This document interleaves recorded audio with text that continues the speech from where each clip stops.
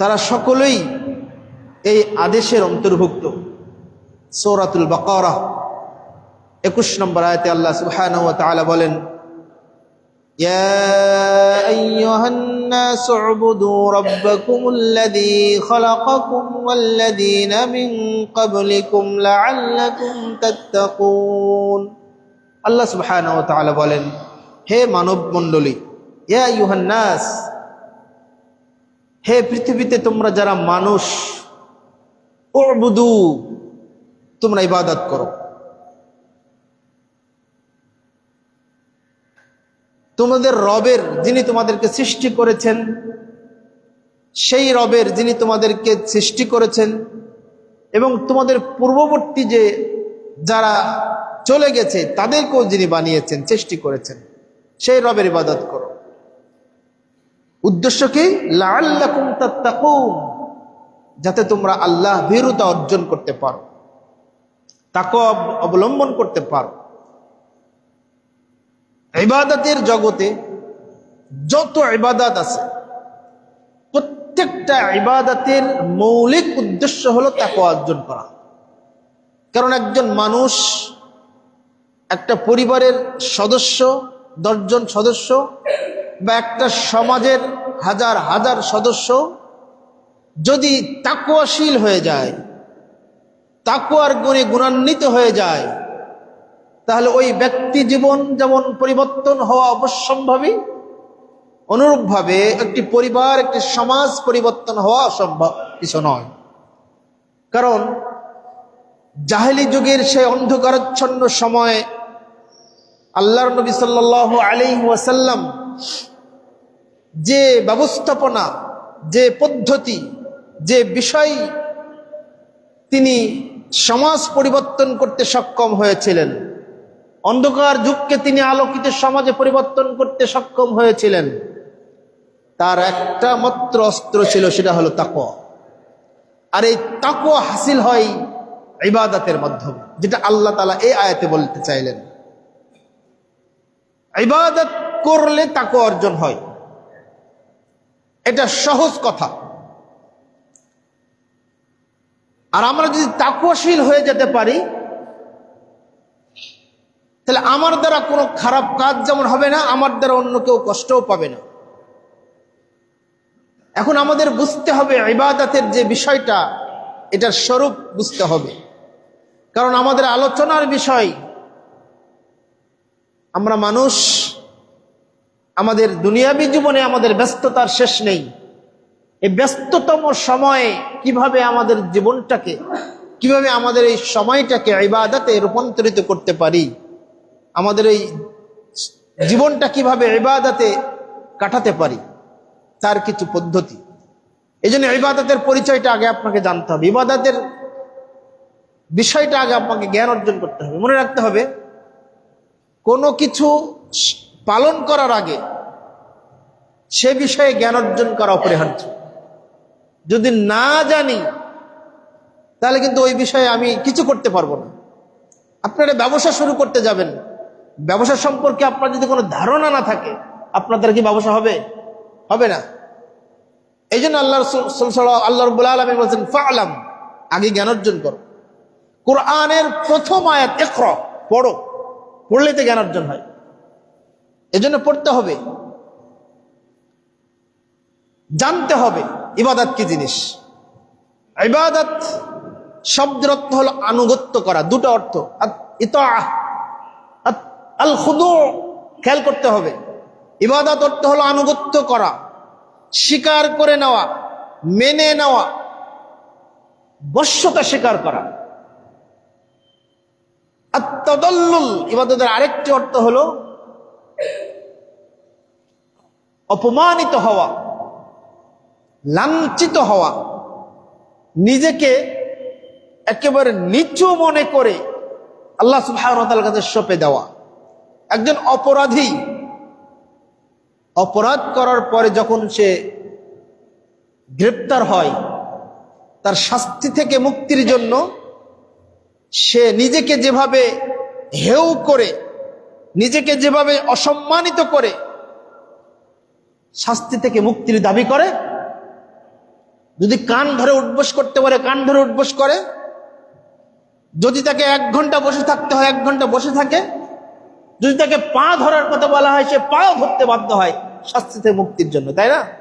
মানে নিচতার, হীনতার, লাঞ্ছিত হওয়ার যত নিম্ন আছে সবকিছু দিয়ে হলেও সে শাস্তি থেকে মুক্তি পেতে চায়।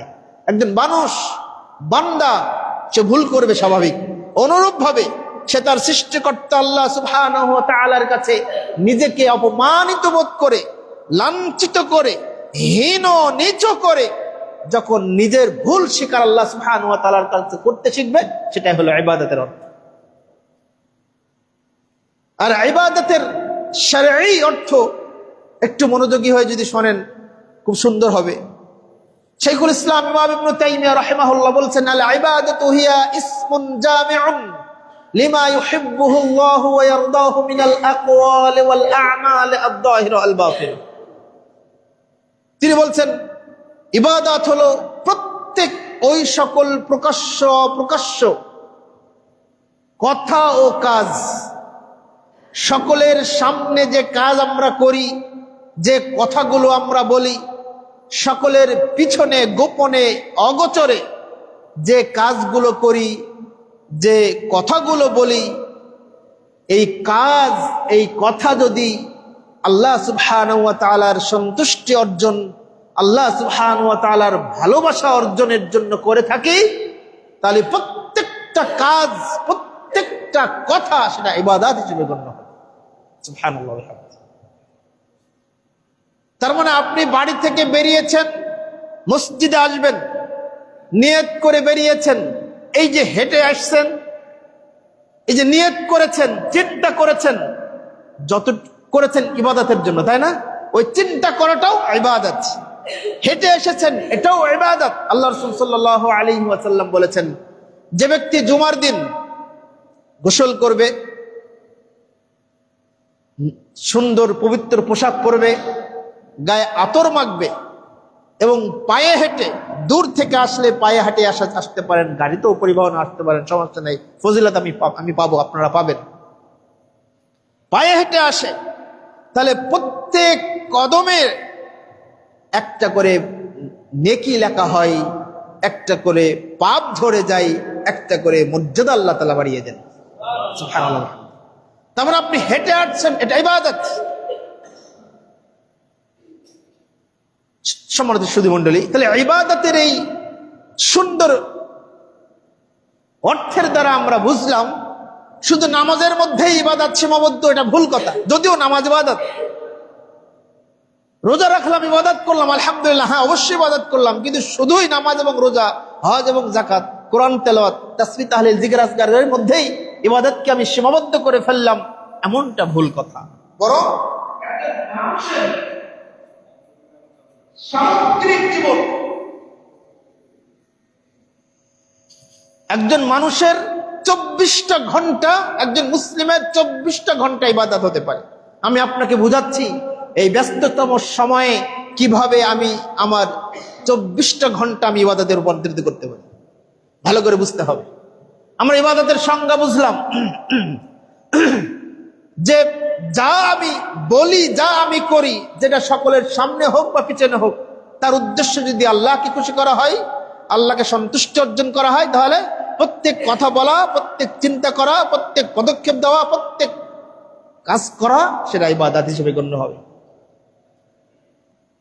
তার মানে আপনি পরিবার কাজ করছেন, আপনি সংসারের বিভিন্ন কাজ করছেন, আপনি তরি তরকারি রান্না করছেন, মহিলারা তার তরি তরকারি কাটাকাটি করছেন, বাড়িতে ঘর বাড়ি ঝাড়ু দিচ্ছেন, পোশাক আশাক পরিষ্কার করছেন, এই যে কাজগুলো করছেন, এটা আপনার একটা নৈতিক দায়িত্ব। আল্লাহ সুবহানাহু ওয়া তাআলা আপনাকে এই দায়িত্ব দিয়েই পাঠিয়েছেন যে আপনাকে এই কাজগুলো করতে হবে। আপনি সন্তান লালন পালন করছেন, অনুরূপভাবে পুরুষ আমরা যারা, আমরা ব্যবসা বাণিজ্য করছি, আমরা চাকুরি করছি, আমরা বিভিন্ন কাজের সাথে জড়িত আছি, আমরা বিভিন্ন পর্যায়ে কর্মজীবনে আমাদের সময় অতিবাহিত করছি। আমরা কি এই সামগ্রিক সময়টা ইবাদত হতে পারে এটা কি কখনো মনে করেছি? এটা কি কখনো ইবাদত মনে করেছি?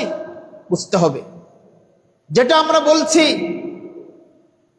আমাদেরকে এই ব্যস্ততম সময়টাকে ইবাদত হিসেবে গণ্য করতে হবে, শুধুমাত্র নিয়তটা চেঞ্জ করতে হবে। দেখেন,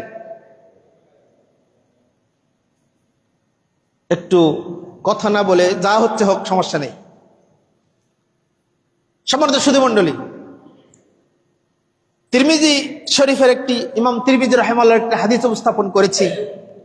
রাসূলুল্লাহ সাল্লাল্লাহু আলাইহি ওয়াসাল্লাম বলছেন, মান আতা ফিরাশাহু, খেয়াল করেন, মান আতা ফিরাশাহু, যে ব্যক্তি রাতে ঘুমাতে বিছানায় গেল,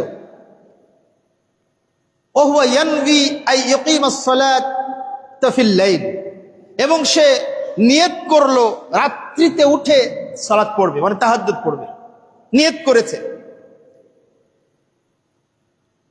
ফাগালাবাতহু আইনুহু হাত্তা ইসবিহা, নিয়ত করার পরে এমন ঘুম আসা এসেছে, তার চক্ষু বিজয় লাভ করেছে। যখন ঘুম ভাঙলো, দেখা যাচ্ছে চতুর্দিকে ফর্সা হয়ে গেছে, সকাল হয়ে গেছে। মানে রাতে ঘুমাতে সালাত আদায় করতে পারেনি, ঘুমিয়ে গেছে। ঘুমের কারণে আল্লাহ নবী সাল্লাল্লাহু আলাইহি ওয়াসাল্লাম বলছেন, কুতিবা লাহু মা নাওয়া, সে যে নিয়ত করেছিল, এই নিয়তের কারণে সালাত না পড়লেও তার আমলনামায় নেকি লিপিবদ্ধ করা হয়েছে। তার পরের বাক্যটা আরো আশাব্যঞ্জক। আল্লাহ নবী সাল্লাল্লাহু আলাইহি ওয়াসাল্লাম বলছেন, ওয়া হুয়া নাওমুহু সাদাকাতান আলাইহি মির রাব্বি, সুবহানাল্লাহ। তিনি বলছেন যে তার এই ঘুমটা তার রবের পক্ষ থেকে সাদাকা হিসেবে আল্লাহ কবুল করবেন। তার মানে আপনি ঘুমিয়ে আছেন, আপনি ইবাদতের ভিতরে আছেন। আপনি নিয়ত করেছিলেন যে আমি রাত্রিতে তাহাজ্জুদ পড়বো, কিন্তু আপনি উঠতে পারেননি। এটা আপনার মানে একটা বিশাল সুযোগ ইসলামে দিয়েছে। শুধু নিয়তটাকে আপনাকে করতে হবে আল্লাহকে খুশি, আল্লাহকে সন্তুষ্ট। এটাকে বলা হয় ইখলাস, এটাকে বলা হয় খুলুসিয়াত। ইমাম তাবারানী রাহিমাহুল্লাহ তার একটা হাদিসের গ্রন্থ আল মু'জামুল কাবীরের 282 নম্বর হাদিস, রাসূলুল্লাহ সাল্লাল্লাহু আলাইহি ওয়াসাল্লাম সাহাবীদেরকে নিয়ে বসে আছেন। মাররা আলা রাসূলিল্লাহি সাল্লাল্লাহু আলাইহি ওয়াসাল্লাম রাজুলিন আলা রাজুলিন, আল্লাহ রাসূল সাল্লাল্লাহু আলাইহি ওয়াসাল্লাম বসে আছেন, পাশ দিয়ে একজন ব্যক্তি হেঁটে যাচ্ছে, অতিক্রম করছে। আলা জিলদিহি ওয়া নাশাতিহি, যে ব্যক্তিটা হেঁটে যাচ্ছে তার ঘাড়ে ভারী বোঝা বহন আছে, সে ভারী একটা বোঝা বহন করে যাচ্ছে, অথবা খুব কষ্ট করে পরিশ্রম করে হেঁটে যাচ্ছে, বা কোনো একটা কাজের সাথে যে জড়িত আছে, খুব কষ্ট হচ্ছে, সে খুব ক্লান্ত শরীর তার এই কষ্টটা দেখে বসে থাকা এক সাহাবী বললেন, লাউ কানা হাযা ফি সাবিলিল্লাহ, এই যে সাহাবীটা কষ্ট করছে, যদি এই কষ্টটা আল্লাহর রাস্তায় হতো তাহলে কতই না ভালো হতো। তার এই কথা শুনে আল্লাহ রাসূল 4টা কথা বলেছিলেন। তার মধ্যে একটা কথা ছিল, মান খারাজা আলা ওয়ালাদিহি সিগারান ফাহুয়া ফি সাবিলিল্লাহ, যদি কোনো ব্যক্তি তার ছোট ছোট সন্তানের মুখে আহার তুলে দেওয়ার জন্য, তাদের জীবিকা নির্বাহের জন্য, তাদের সুস্থতার জন্য, তাদের সচ্ছলতার জন্য খরচ করে, সময় দেয়, যতটুকু সময় দিল, যতটুকু খরচ করলো, সবটা ইবাদত হিসেবে গণ্য হলো। তার মানে আপনি কাজ করছেন, আপনি রিক্সা চালাচ্ছেন, আপনি ভ্যান চালাচ্ছেন, আপনি ব্যস্ত জীবন অতিবাহিত করছেন, অফিসে চাকরি করছেন, প্রতিষ্ঠানে সময় দিচ্ছেন, আপনি তরি তরকারি কাটছেন, কাপড় চোপড় পরিষ্কার করছেন, ঘর বাড়ি ঝাড়ু দিচ্ছেন।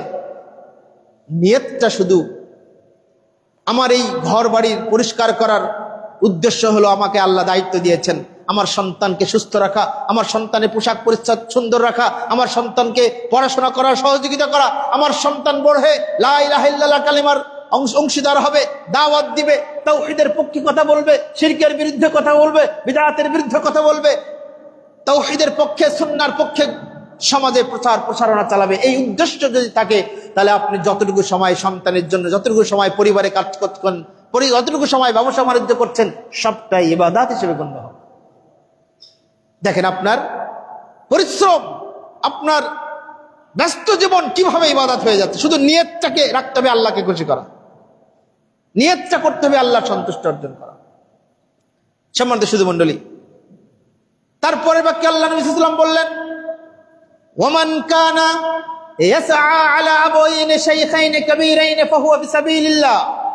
যদি কোনো ব্যক্তি তার বৃদ্ধ পিতা মাতার সেবা শুশ্রূষার জন্য, তাদের দেখাশোনা করার জন্য, তাদের পোশাক আশাকের জন্য, তাদের খাবার দাবারের জন্য, তাদের চিকিৎসার জন্য সময় দেয়, অর্থ খরচ করে, তাদের পিছনে একটু সময় ব্যয় করে, তাদের জন্য সময় দেয়, খরচ করে, যতটুকু বাবা মায়ের জন্য সময় বরাদ্দ করলো, অর্থ বরাদ্দ করলো, ততটুকু সময় তার জন্য ইবাদত হিসেবে সেটা গণ্য হবে, আল্লাহর রাস্তা হিসেবে গণ্য হবে। তার মানে আপনার মা অসুস্থ বা বাবা অসুস্থ, আপনি তার জন্য বাজারে গিয়ে, রাজশাহী শহরে মেডিকেলে গিয়ে ওষুধ কিনতে গিয়েছেন, বা তাকে নিয়ে মেডিকেল অবস্থান করছেন, 1 দিন 2 দিন 5 দিন 7 দিন, সবটাই ইবাদত হবে যদি আপনার উদ্দেশ্য হয় আল্লাহ আমাকে অর্ডার করেছেন, ওয়াকাদা রাব্বুকা আল্লা তা'বুদু ইল্লা ইয়াহু ওয়া বিল ওয়ালিদাইনি ইহসানা, আল্লাহ আদেশ করেছেন তোমরা আল্লাহর ইবাদত করবে, তোমার তোমাদের বাবা মায়ের সাথে সদ্ব্যবহার করবে। এই আদেশের বাস্তবায়নের জন্য আমি আমার মায়েকে সেবা করছি। যতক্ষণ সেখানে থাকবেন, যতক্ষণ না ঘুমিয়ে থাকবেন, যতক্ষণ না খেয়ে থাকবেন, যতদিন ওখানে থাকবেন, সব দিন আল্লাহর রাস্তাতে ইবাদত হিসেবে সেটা গণ্য হবে। দেখেন ব্যস্ত জীবনটা, কর্মময় জীবনটা কিভাবে ইবাদত হয়ে যাচ্ছে, শুধু নিয়তের উপরে নির্ভর করছে। ইন্নামাল আমালু বিন্নিয়াত, সকল কাজ নিয়তের উপর নির্ভরশীল।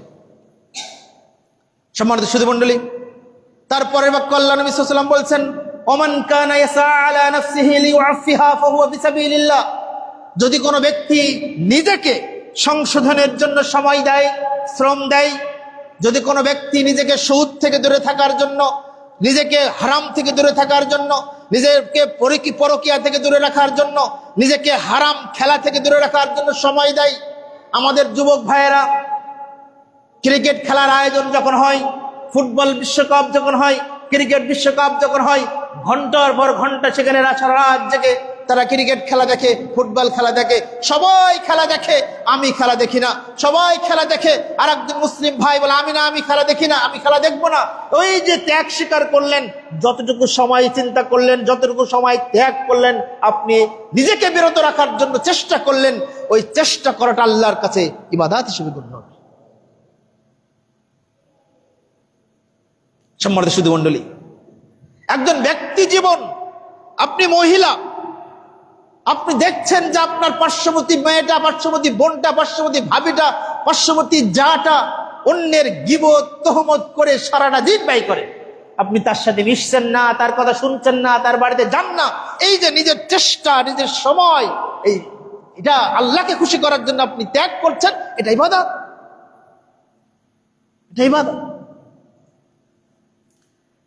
আপনি মুদিখানায় ব্যবসা করছেন, মুদিখানায় ব্যবসা করতে গিয়ে আপনি হারাম পণ্য বিক্রয় করবেন না, আপনি বিড়ি সিগারেট গুলজর্দা বিক্রি করবেন না। হ্যাঁ, আপনার অন্যদের বিড়ি সিগারেট বিক্রি করার কারণে তার লাভ বেশি হচ্ছে, আপনার লাভ কম হচ্ছে, কিন্তু আপনি চেষ্টা করছেন নিজেকে বিরত রাখার জন্য, কষ্ট স্বীকার করছেন নিজেকে বিরত রাখার জন্য। যতটুকু সময় কষ্ট করছেন, যতক্ষণ ব্যথা অনুভব করছেন, সবটাই আল্লাহ রাস্তাতে ইবাদত হিসেবে গণ্য হবে। এই দেখেন কিভাবে আপনার কর্মজীবনটাকে ইবাদত হয়ে গেল। রাসূলুল্লাহ সাল্লাল্লাহু আলাইহি ওয়াসাল্লাম বাজারে গেছেন, বাজারে যাওয়ার পরে তিনি হঠাৎ করে একটি খাদ্য গোদামের ভিতরে হাত ঢুকিয়ে দিলেন, বাম হাত বের করে নিয়ে আসলেন, নিয়ে দেখলেন হাত ভিজা। বলে, ইয়া সাহিবাত তাম, হে খাদ্যের মালিক, কি এটা, মালিকটা কি এটা, ভিজা কেন? তখন তিনি ওই সাহাবী বললেন, আল্লাহ রাসূল, গতকালকে বৃষ্টি হয়েছিল, এই জন্য ভিজা জিনিসটা ভিতরে রেখেছি আর শুকনাটা উপরে রেখেছি যাতে মানুষ কিনতে পারে। তখন আল্লাহ নবী সাল্লাল্লাহু আলাইহি ওয়াসাল্লাম বললেন, তুমি ভিজা জিনিস কেন ভিতরে রাখলে?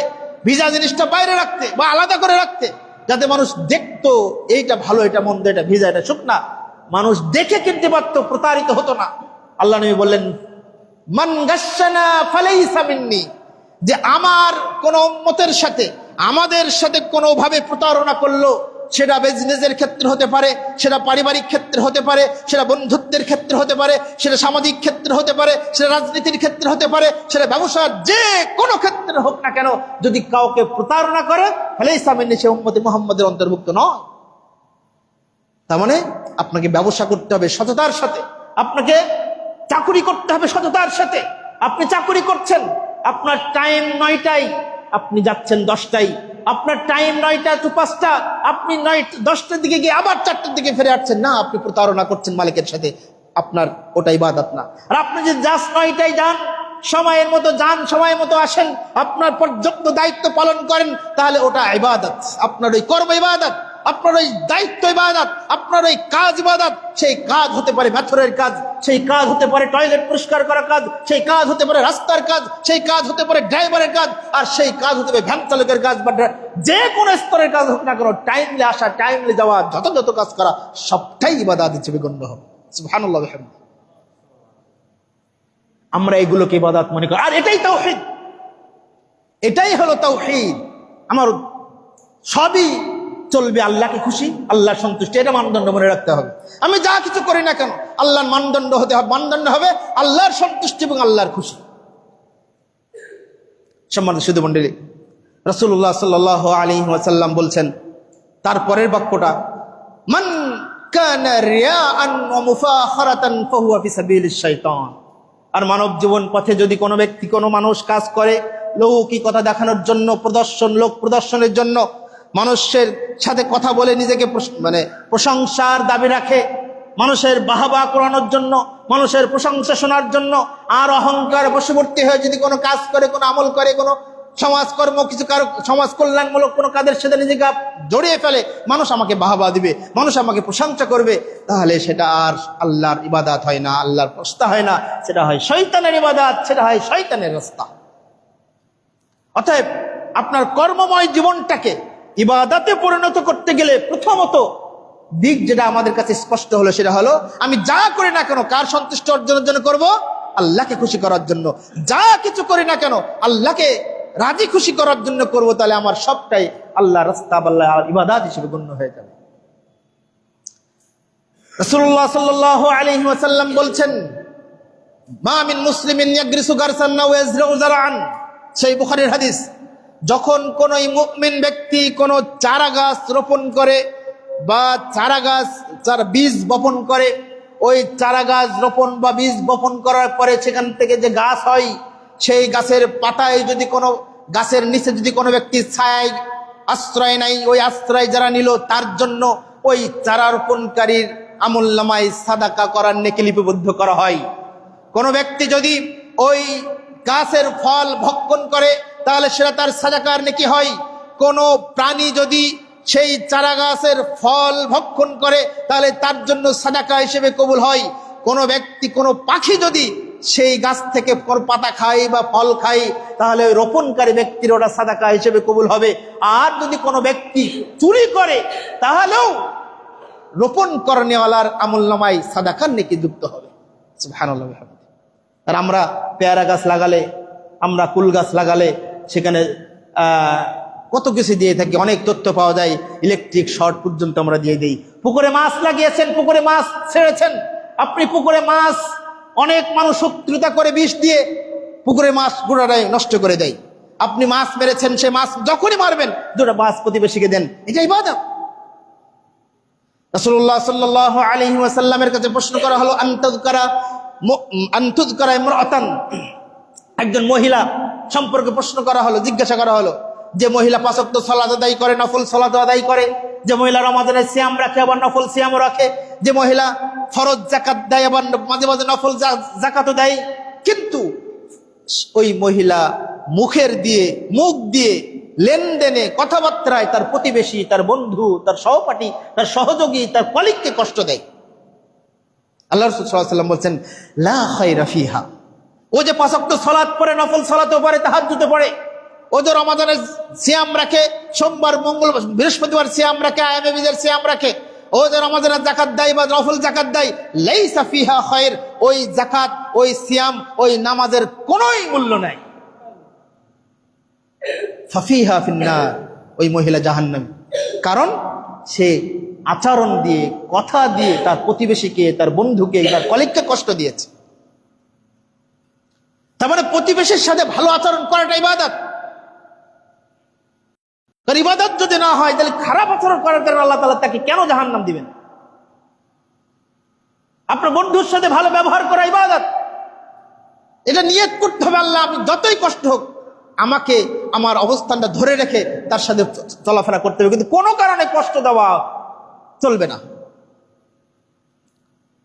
ঠিক পরক্ষণে তাকে আবার প্রশ্ন করা হলো, অন্তুদকারাম ইমরাতান, আরেকজন মহিলা সম্পর্কে প্রশ্ন করা হলো, সে যদি ফরজ সালাত পড়ে, নফল বা সুন্নাত সালাত পড়ে না, সে রমাদানের সিয়াম রাখে, নফল বা সুন্নাত সিয়াম রাখে না, সে ফরজ যাকাত দেয় না, শুধুমাত্র কিতমির, মানে একেবারে পনির সমপান সামান্য কিছু মাঝে মাঝে দান করে, 5 টাকা 10 টাকা ফকির মিসকিনকে দেয়, কিন্তু সে কোনো মানুষকে, সে প্রতিবেশীকে, বন্ধুকে, কলিগকে, সহপাঠীকে সে কখনো কষ্ট দেয় না। কষ্ট ধারণ করে কিন্তু কষ্ট দেয় না। আল্লাহ নবী সাল্লাল্লাহু আলাইহি ওয়াসাল্লাম বললেন, ফাফিহা ফিল জান্নাহ, ওই মহিলা জান্নাত। দেখেন মানুষের সাথে মানুষের সম্পর্কের গুরুত্ব কত গভীরে প্রথিত, মানুষের সাথে মানুষের সম্পর্ক ধরে রাখার কত ফজিলত। আর আমাদের সমাজে যতদিন যাচ্ছে তত বিভেদ বেড়ে যাচ্ছে, যত শত্রুতা বেড়ে যাচ্ছে, তত খণ্ড খণ্ড সমাজ হয়ে যাচ্ছে, তাই না? এটা আমাদের বাস্তবতা। এই ব্যস্ততম সময়কে আপনি যদি প্রতিবেশের হক আদায় করেন, ওটা আপনার ইবাদত হিসেবে গণ্য হবে, আপনার জান্নাতে যাওয়ার মাধ্যম হিসেবে পরিণত হবে। সম্মানিত শুধু মণ্ডলী, এরপরে আসেন রাসূলুল্লাহ সাল্লাল্লাহু আলাইহি ওয়াসাল্লাম বলছেন, মান কানা ইউমিনু বিল্লাহি ওয়াল ইয়াউমিল আখির ফালাইকরিম দাইফাহু, যে ব্যক্তি কিয়ামত দিবসের প্রতি ঈমান আনলো এবং আল্লাহর প্রতি ঈমান আনয়ন করলো, সে যেন তার বাড়িতে, তার এলাকায়, তার গ্রামে আগত মেহমানকে সম্মান করে। আপনি যদি কোনো জায়গায় যান, কোন এলাকায় যান, কারো বাড়িতে যান, তা আপনি চান যে আমাকে সম্মান করা হোক, আমাকে আপ্যায়ন করা হোক, আমাকে তারা সম্মান জানাক। আপনি যেমন চান, ঠিক আপনার কাছে যখন কেউ মেহমান আসবে তখন আপনারও উচিত তাকে সম্মান করা। এটা হলো ইসলাম। এটা হলে আপনি তাকে সম্মান করলেন, আপনার ঈমান রয়েছে আল্লাহর প্রতি, আপনার ঈমান রয়েছে পরকালের প্রতি। ওমান কানা ইউমিনু বিল্লাহি ওয়াল ইয়াউমিল আখির ফালা ইউদি জারাহু, আর যে ব্যক্তি কিয়ামত দিবসের প্রতি বিশ্বাস রাখে এবং আল্লাহর প্রতি বিশ্বাস রাখে, ঈমান রাখে, ফালা ইউদি জারাহু, সে যেন তার প্রতিবেশীকে কষ্ট না দেয়। সেটা কথার মাধ্যমে হতে পারে, লেনদেনের মাধ্যমে হতে পারে, চোখের চাহনি দিয়ে হতে পারে, ইশারা ইঙ্গিতে হতে পারে, হাতের মাধ্যমে হতে পারে, আর্থিক লেনদেনে হতে পারে, ব্যবসা বাণিজ্যিক কেন্দ্রে হতে পারে, কথাবার্তায় হতে পারে, আত্মীয়তার সম্পর্ক, প্রতিবেশী সম্পর্ক স্থাপন করার ক্ষেত্রে হতে পারে। যে কোনো ক্ষেত্রে আপনি আপনার প্রতিবেশীর সাথে খারাপ আচরণ করবেন না, এটা আপনার ঈমানের দাবি। এটা যদি করতে পারেন আপনার ইবাদত, আপনি জান্নাতের সার্টিফিকেট নিয়ে এলেন। সম্মানিত শুধু মণ্ডলী, তার মানে প্রতিবেশীর সাথে ভালো ব্যবহার করা এটা ঈমানের অংশ। প্রতিবেশীর সাথে ভালো ব্যবহার করা, প্রতিবেশী বন্ধুকে, প্রতিবেশী কলিগের সাথে ভালো ব্যবহার করা, এটা ইবাদত। সম্মানিত শুধু মণ্ডলী, এই যে জন্তু জানোয়ার, বিড়াল, কুকুর, ছাগল, গরু, ছাগল, হাঁস, মুরগি, আমাদের যারা অবলা জন্তু, এদের সাথে ভালো ব্যবহার করা ইবাদত। পতিতা একজন নারী, সে তার পতিতাবৃত্তি দেহ বিক্রি করে তার পরিবার চালায়, তার আর্থিক স্বাবলম্বিতা অর্জন করেছে, এমন একজন পতিতা নারীর কথা সহিহ বুখারীতে এসেছে। সে যখন রাস্তায় যাওয়ার সময় তৃষ্ণার্ত, সে একটি কুয়া থেকে পানি খাওয়ার পরে উঠে এসে দেখে একটা বিড়াল বা একটা কুকুর তৃষ্ণা হাঁপাচ্ছে এবং একটি শুকনা মাটি জিভ দিয়ে চাটছে, মানে সে খুব তৃষ্ণার্ত। ওই বিড়াল বা কুকুরটি খুব তৃষ্ণার্ত, পানি পিপাসা পেয়েছে। তখন ওই মহিলাটি বলছে যে আমি যেমন পানি পিপাসায় কষ্ট পেয়েছিলাম, নিঃসন্দেহে বিড়ালটিও কষ্ট পাচ্ছে। তখন ওই কুয়ায় ওই মহিলাটি আবার নামলো, নেমে ওই তার পায়ের মোজাটা খুলে, ওই পায়ের মোজাটা ভিজে যতটুকু পানি এসেছে ওই বিড়াল বা কুকুরের মুখে দেওয়াতে সেই বিড়ালটি আবার নতুন মনে হয় জীবন ফিরে পেয়ে দৌড়িয়ে পালিয়ে চলে গেল। এই দৃশ্য আল্লাহ সুবহানাহু ওয়া তাআলা আরশ থেকে দেখেছেন। তিনি এটা দেখে এত খুশি হয়েছেন, ওই মহিলার পতিতাবৃত্তির কাবিরা গুনাহকে আল্লাহ ক্ষমা করে তাকে জান্নাতি ঘোষণা করেছেন। মানে একজন পতিতা, একজন ছোট্ট বিড়াল, ছোট্ট কুকুর, যে আমাদের আশেপাশে সবসময় ঘোরাফেরা করে, তাদের সাথে ভালো ব্যবহার করাটাও জান্নাতে যাওয়ার মাধ্যম। এটাও ইবাদত। উদ্দেশ্য কিন্তু আমাকে আল্লাহ খুশি থাকতে হবে, সন্তুষ্ট থাকতে হবে। এর সাথে আরেকটা জিনিস যুক্ত করতে হবে, সেটা হলো রাসূলের পদ্ধতি। রাসূল সাল্লামের পদ্ধতি, এটাও আমাদেরকে খেয়াল রাখতে হবে। কারণ আমরা মুসলিম, আমাদের সামগ্রিক জীবন অতিবাহিত হবে আল্লাহর সন্তুষ্টি এবং রাসূলের পদ্ধতিতে। রাসূলের, আপনি সালাত যেমন পড়ছেন রাসূলের পদ্ধতিতে, জোরে আমিন বলি, রাসূলের দিন করি, বুকে হাত বাঁধি, 8 রাকাত তারাবি পড়ি, 12 তাকবীরের সালাত পড়ি, 4 তাকবীরের জানাজা পড়ি, এই যে আমলগুলো আমরা করি মাশাআল্লাহ আলহামদুলিল্লাহ, এগুলো সবই সুন্নাহ তরিকায়।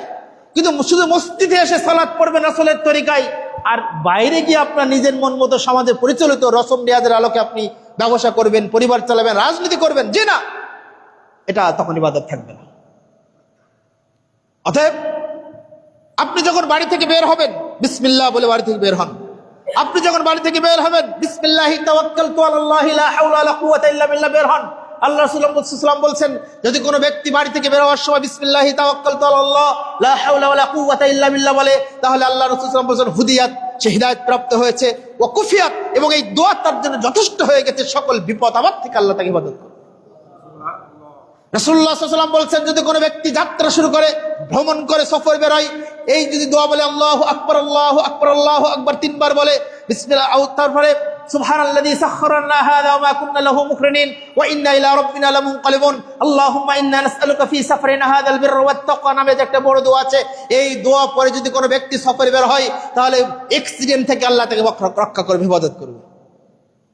তার মানে কি, আপনি আল্লাহর হালত, আল্লাহর কাছে আপনার জীবনকে সঁপে দিলেন, আপনি ইবাদতের ভিতরে থাকলেন। রাসূলুল্লাহ সাল্লাল্লাহু আলাইহি ওয়াসাল্লাম বলছেন, যে ব্যক্তি রাত্রিবেলায় ডান কাতে মাথার নিচে হাত দিয়ে ঘুমাবে, অত তার আগে উজু করবে, অথবা ঘুমানোর যে সুন্নাহগুলো আছে, দোয়াগুলো আছে, সেই দোয়াগুলো পড়ে ঘুমাবে, ওযু করে ঘুমাবে।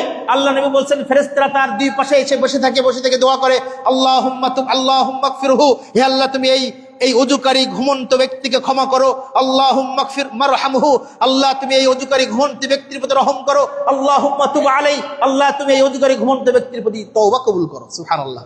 মানে আপনি ঘুমিয়ে আছেন, আপনাদের ফেরেশতা দোয়া করছে। আপনি ভ্যান চালাচ্ছেন, আপনি অফিসে কাজ করছেন, বসে আছেন, আস্তাগফিরুল্লাহ পড়ুন, ইবাদত, সুবহানাল্লাহ পড়ুন, ইবাদত, আলহামদুলিল্লাহ পড়ুন, ইবাদত।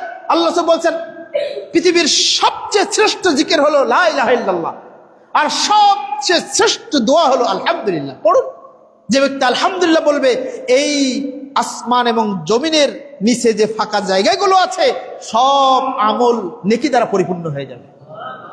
যে ব্যক্তি একবার আলহামদুলিল্লাহ বলবে, তার মিজানের পাল্লা ভারী হয়ে যাবে। এগুলো ইবাদত নয়? ইবাদত পড়ুন, এটা ইবাদত, জিকির, এটা জিকির। জিকির মানে শুধু সুবহানাল্লাহ আলহামদুলিল্লাহ আল্লাহু আকবার বলা, এটা অবশ্যই এটা ফজিলতপূর্ণ, কিন্তু এটাই যে জিকির এমনটা নয়। জিকির হলো আমাদের সামগ্রিক জীবনে আমার আল্লাহর কথা স্মরণ রাখা।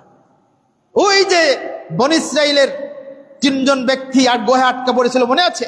তার মধ্যে একজন যুবক ভাই, সে আল্লাহর কাছে দোয়া করে, হাত তুলে দোয়া করেছে, হে আল্লাহ, আমি আমার চাচাতো বোনকে খুব ভালোবেসেছিলাম, আমার চাচাতো বোনকে ভালোবাসার পরে আমি তাকে একদিন প্রস্তাব দিলাম আমার জৈবিক চাহিদা পূরণের, কিন্তু ওই মেয়েটি আমাকে, ওই বোন আমাকে বলেছিল, তুমি যদি 1 লক্ষ বা 1000 স্বর্ণ মুদ্রা এনে দিতে পারো, তাহলে আমি তোমার প্রস্তাবে রাজি। ওই যুবক ছেলেটি অনেক কষ্ট করে 1000 স্বর্ণ মুদ্রা ব্যবস্থা করে ওই মেয়ের হাতে দিয়ে বলছে, এই নাও টাকা, আমি তোমাকে টাকা দিলাম, তুমি আমাকে সুযোগ দাও। যখন 4 দেয়াল বন্দি, তখন জানালা দরজা সব বন্দি, এরকম একটি কক্ষে একটা ছেলে একটা মেয়ের 4 উরু একত্রিত হয়ে গেল।